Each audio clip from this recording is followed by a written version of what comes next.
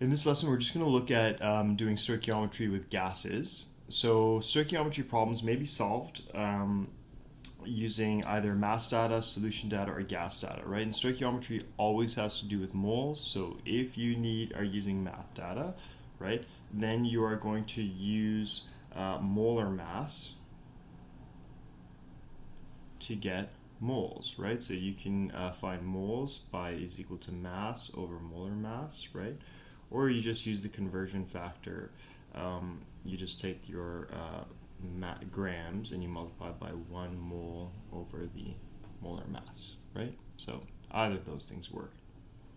With solution data, you can use C is equal to N over V. So if you want to find moles with solution data, you get N is equal to C times V. For gas data, you're going to use the ideal gas law, so ideal gas law, which is PV is equal to nRT, and if you want N, well, you just say N is equal to PV over RT. Okay, so in some of the questions you'll have to do for homework, you might be given like the volume, the temperature and the pressure, and then you'll have to find the moles to be able to do stoichiometry. So if we take a look at this example problem here, we have calcium carbonate reacting with hydrochloric acid. And then we have calcium chloride, carbon dioxide forming, and water, right? If 12 grams of calcium carbonate reacts with 110 milliliters of 1.25 molar hydrochloric acid, determine the volume of carbon dioxide produced. So the issue here is that we have a certain amount of moles of this and a certain amount of moles of this. So we have moles of both of the reactants.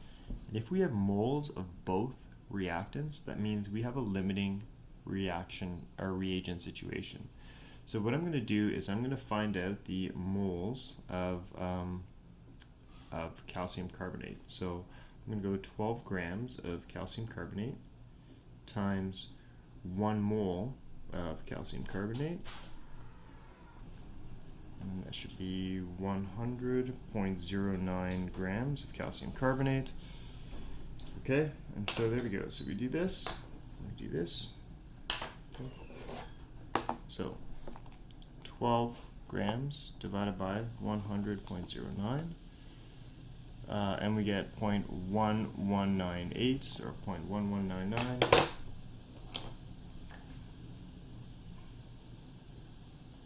And that's moles of calcium carbonate, and that's how much we have, right? Okay, now let's look at the moles of this right here. Well, I have a concentration and I have a volume, so moles of HCl is equal to the concentration of HCl times the volume of HCl.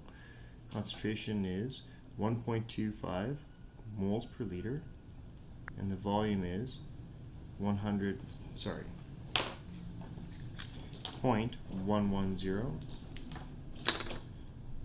0.110 liters, right there. So 1.25 times 0.11 is equal to 0.1375 moles of HCl, and that's how much I have of HCl. So I've got moles of calcium carbonate, that's how much I have, moles of HCl, that's how much I have. Alright, so now I need to find the limiting reagent. So I can pick either one of these and determine how much of the other I need. So let's pick this one right here, 0.1199 moles of calcium carbonate. Okay, and I can see that it's a 2-to-1 ratio here, so times 2 moles of HCl over 1 mole of calcium carbonate. So it's going to be double that, so 0.1199 times 2 is equal to 0.2398 moles of HCl, and that's how much is needed. So I can compare. So I'm going to compare this is how much is needed versus this is how much I have right here. So it looks like I need more HCl than I have here, so HCl is your limiting reagent. So therefore, HCl is the limiting reagent. So I'm going to use this now for future calculations, because this is what gets used up first. This is what controls how much carbon dioxide is going to be produced. So 0.1375 moles of HCl times 1 mole of CO2 for every 2 moles of HCl. So I take 0.1375 and I divide that by 2. I get 0.06875 moles of CO2 is formed. Sorry about that. Okay, so if I have 0.06875 moles of CO2 formed, then I'm going to need to find the volume, I believe, of carbon dioxide. So I'm going to have to use my ideal gas law. PV is equal to nRT. So volume is equal to moles times R times T over the pressure. Moles here is 0.06875. Because I'm in kilopascals, I'm going to use 8.314.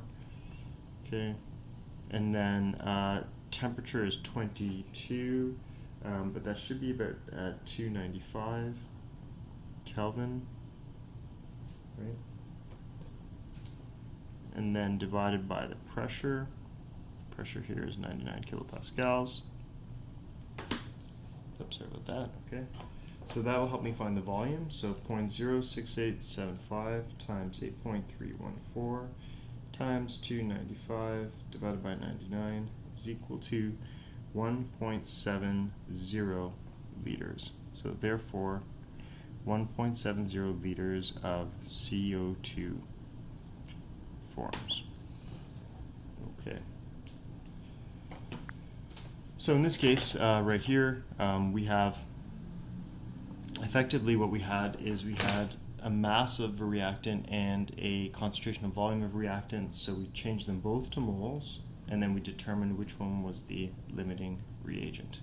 Right? That's how much HCl I needed to fully react with the calcium carbonate.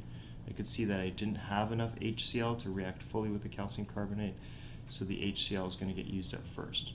This won't fully react. So HCl gets used up first, that makes it the limiting reagent. I then converted that to moles of CO2, just using stoichiometry. And then, since I had the moles of CO2, I had the R value, which is a constant, the temperature, which was 295, the pressure, which was 99 kilopascals. I was able to find the volume of CO2 that forms. So that's the only example that we're going to do for this lesson. And then I just want you to take a look here. For this first question, they ask you to balance this equation, right? And then they say 10 liters of oxygen is completely consumed at STP. Well, you have to look at what STP means, and STP means standard temperature and pressure, so that means 0 degrees Celsius and 101.3 kilopascals, right? So you have temperature, you have pressure, right? And you have volume, so you can definitely get moles of O2, and then from moles of O2 you can find the volume of CO2. So spoiler alert, I'm kind of telling you how to do these, right? Similar idea here, okay? So go ahead, take a look at these questions right here, just these 3 questions on gas stoichiometry, and thanks for watching.